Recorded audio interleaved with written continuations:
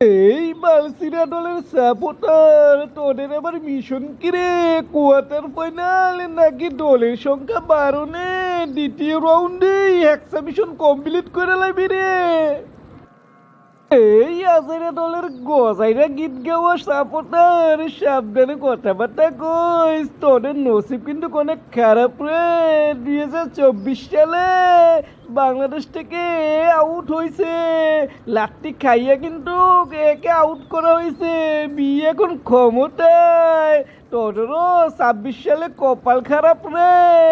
তোদেরকে মানিজ্য প্লাস্টিক কইরা 1 dozen goal দিয়ে এবার বিশ্বকাপের থেকে বিদায় করবো রে। এই দাদার আমলে বিশ্বকাপ জিতে দলের সাপোর্টার বড় বড় কথা কস। আমরা হইছি আর্জেন্টিনা। এই আর ওই কিন্তু একা না রে। ওই আয়ের আগে কিন্তু বাংলাদেশ আওয়ামী লীগ আছে। বাংলাদেশ বো মানে ব্রাজিল, বেড়া বেড়া তগো নামের লোকে অগো জুইরা আছে, তগো নামের সাথে ওরা মিল আছে। অগমতো তোরও 7 আপ খাইয়া পলাইবি। এবার কো 7 আপ খাওয়ার আগে কোয়ার্টার ফাইনালে যাইস না, সেমি ফাইনালে যাইস না। প্রথম রাউন্ডে হাইয়া বাজ যাইস গা, 7 আপ খাওয়ার চেয়ে বাঁচবি।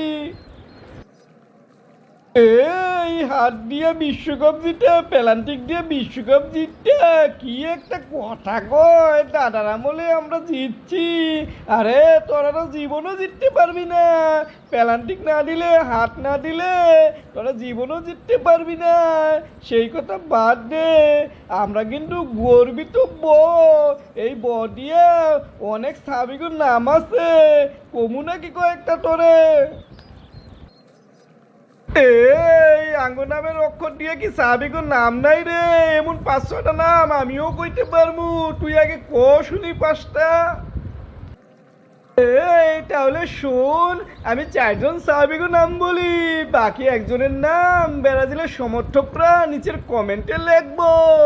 হযরত বেলাল রাদিয়াল্লাহু আনহু, হযরত বশির রাদিয়াল্লাহু আনহু, হযরত বালা রাদিয়াল্লাহু আনহু, হযরত বিশর রাদিয়াল্লাহু আনহু।